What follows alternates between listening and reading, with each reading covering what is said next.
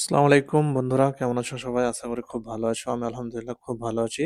তো আজকে হচ্ছে পবিত্র জুম্মার দিন, আর আমি তাই যাবো এখন মসজিদের দিকে নামাজের উদ্দেশ্যে।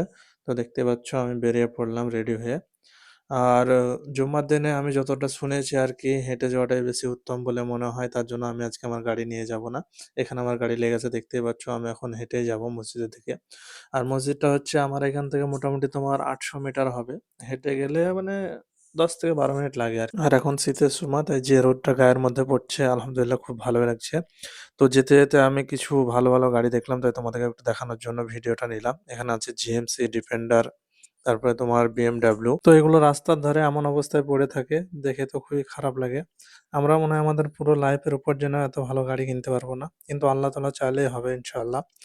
আর আল্লাহ যেটুকুই দিয়েছে ওতে আলহামদুলিল্লাহ। তো কারণ আল্লাহ তাআলা যা করে ভালোর জন্যই করে।